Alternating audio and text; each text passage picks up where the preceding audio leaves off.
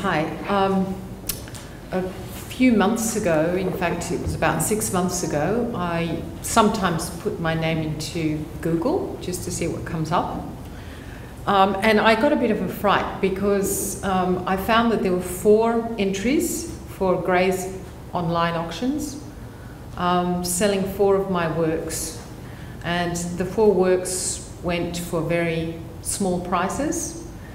And I just didn't know where it came from because it certainly wasn't me. So I tracked back and started feeding in some information into the computer, and that's when I saw that the gallery that I had been operating with, which was Smith & Hall, had gone into liquidation.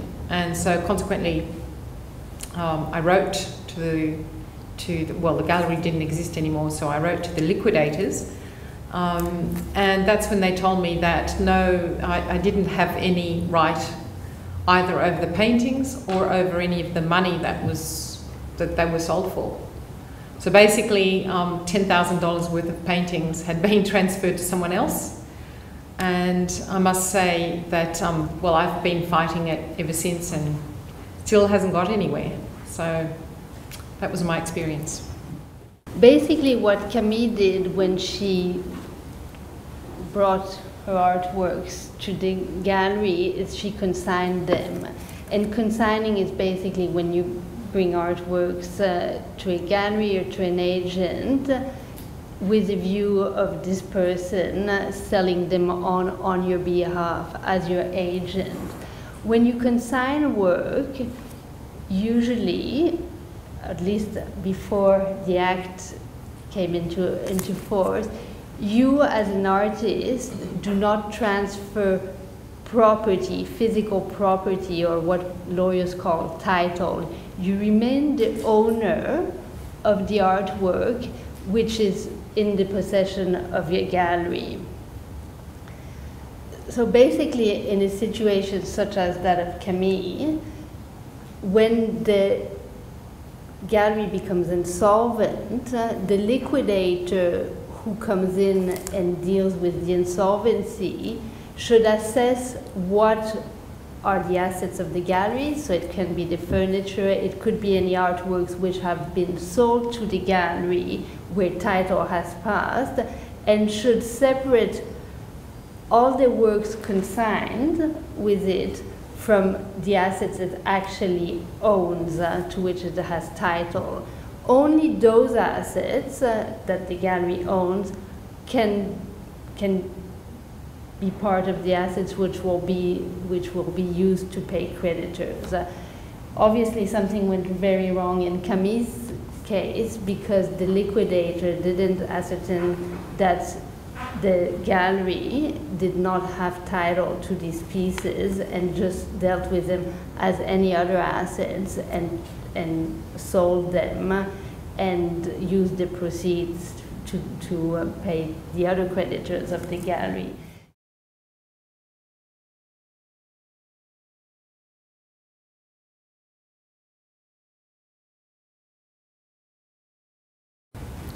So the reforms, the Personal Property Security Act, kicked off on the 30th of January, midnight on the 30th of January 2012. It affects a lot of people.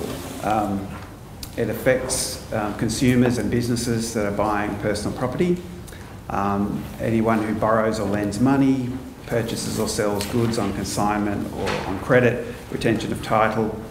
It affects people growing crops and so on, or who own and lease machinery or vehicles. So it affects a lot of Australians. Some people have said it's as big a reform as the GST was. So that's kind of how big it is. And the phase we're going through at the moment, I think, is people are starting to understand how big this reform is, and events like this are great because it's the more people that understand what it is and how it works, the better it will be for everybody. Okay, so this slide here is about the most common scenario involving personal property security. The secured party, that's the person who has the security interest. Very commonly they would be a lender. A lender would take security over a motor vehicle or something to secure a loan. But they can also be somebody who supplies goods, supplies personal property on retention of title or on consignment. They could also be a lessor or somebody who leases goods. A security interest is really what this legislation is all about, and it's defined as an interest in relation to personal property provided for by a transaction that in substance secures payment or performance of an obligation without regard to the form of the transaction or the identity of the person who has title to the property. Now that's a whole bunch of legal jargon, but what it boils down to, what it's trying to convey, is that, as Rebecca was saying, the law no longer looks at title so much, but it's looking for the substance of the transaction. So what the law is trying to do is say, if you have something that in substance secures payment of an obligation or some other obligation, normally it secures payment of an obligation, it doesn't matter what you call that transaction, we're going to say that that's a security interest, and if it is a security interest, then the rules in this legislation will apply to it, including the rules about registering that security interest. So basically it's about substance over form. And the key implication of that, especially for people selling goods on retention of title or consignment, is that before you didn't think it was a security interest at all. It was basically just, well, I own this and you might happen to have it, but I own it. Well, now the law is saying, well, no, because in substance, let's take a retention of title transaction, for example. In substance, what you're doing is saying, well, I'll keep the title to the painting. Why do you want to keep the title? Because you want to secure the payment of the purchase price back. So your interest in those goods is securing payment of a debt. And because that's the substance of the transaction, this reform is saying we'll call that a security interest. So I'll now talk about collateral. You've probably heard the word collateral in other contexts, and it basically means what you would think it would mean. The collateral is actually the personal property over which the security interest is held. So if you borrow money to purchase a car, and the finance company takes a security interest in the car, well, the car is the collateral. In the case of selling goods on retention of title, then if somebody's supplying goods to a shop on retention of title, well, the collateral will be the goods that are supplied. The grantor is the person who basically grants the security interest. So in the case of a loan transaction, the grantor would most commonly be the borrower. In the case of a retention of title or a consignment type arrangement, the grantor is going to be, well, in the case of art and gallery, the grantor would be the gallery. So they're the person that owes the payment or owes the obligation to the secured party. Commercial consignment, this is one where you'll probably be more interested in. A commercial consignment is defined in the legislation as being where a consignor delivers goods for the purpose of sale, lease or other disposal to a consignee. So in the case of artist and gallery, the consignor would be the artist and the consignee would be the gallery. The requirements for this definition to be satisfied are that both parties deal in goods of that kind in the ordinary course of their business. So basically both parties deal with artwork as part of their business. And that the consignor retains an interest in the goods.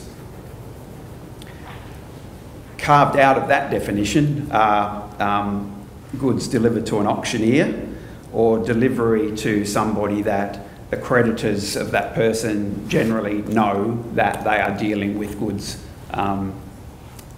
sold or leased on behalf of others. So that's just the definition of commercial consignment, and I'll come back to that because that's something that I think you're probably quite interested in. This is one of our lovely new acronyms, and people call this a PMSI, PMSI, Purchase Money Security Interest. It's a special type of security interest and it's basically taken to secure the repayment of purchase monies. PPS leases and commercial consignments are both examples of these purchase money security interests, and the reason they're special is because they have a super priority. So they get priority if there's ever a competition between different security interests in the same property. PIMSs will usually be a better interest to hold. Perfection is a state where if you're a secured party, that's what you want to have. You want to have your security interest to be perfected, as they say. And in order to be perfected, you need three things, and they don't necessarily have to occur in a particular order, but you need three things. First of all, the security interest has to attach to the collateral. And I won't go into the detail of how that occurs, but basically it occurs when the grantor gives value or does something else that allows the security interest to be enforceable against the grantor. So at that stage, once you've got attachment, then there's an agreement between the grantor and the secured party. Next, it needs to be enforceable against third parties. So you need to go a step beyond saying, well, I've got an agreement, A has an agreement with B. That agreement needs to be enforceable against other people. And for that to occur, there needs to be a written security agreement over the collateral. So to enforce it against third parties, there needs to be a written agreement, and that's something that I'd like to emphasise. So under this legislation, if you're doing consignments or selling on retention of title, it's very important that for that arrangement to be written down. And then finally, the best protection for a secured party is obtained if it's perfected, which requires this extra step of either registration on the Personal Property Securities Register, or for the secured party to actually possess the goods. Now, the idea of that is if the secured party has possession of the goods, then it's fairly clear to everybody around that they must have some kind of an interest in the goods. But most of the time, the whole point of the security interest is to allow someone else to possess the goods. If you're selling goods on retention of title to a shop, there's no point in keeping those goods back in the warehouse. You want those goods to be out in the shop so that the shop can sell them on. So the most common way for people to perfect their interest will be to register their interest on the Personal Property Securities Register. Generally, if you've got a security agreement, it won't give you security only over the collateral, because if your security is a motor vehicle and the motor vehicle is destroyed or crashed or something else, then you've lost your security. So you want to be able to actually claim the insurance proceeds as well. Similarly, if you're selling something on retention of title, you want your security interest not only over the goods, but because those goods are going to be walking out the door, you want the security interest to capture the cash that's exchanged for the goods. So the proceeds are kind of the value that can be generated from the collateral. I'll just say a few things about consignment, because I understand that often this is how artists deal with their works. They sell on consignment. Now, as Rebecca mentioned, there is a big change in this area. Before, if you had a retention of title agreement in your consignment agreement, or if the agreement provided that you hang on to the title, then what should happen is that if something goes wrong, that it's recognised that you have the title. Now, if you're because those sort of arrangements are deemed to be security interests, the new rules apply, and so unless your interest is perfected, as I described before, part of that, and the key elements to that are a written agreement and registration, then the Act has provisions that if the consignee goes insolvent, then basically the interest is vested in the consignee. So effectively what happened to Camille, which shouldn't have happened, is actually will happen, but if you do have a written agreement and you do register, well then there is protection, and in fact not only will you be treated along with all the other creditors, but you should be treated better, because you will probably have a PIMSI or a purchase money security interest. So if there's a liquidator dealing with that, then your interest would be recognised.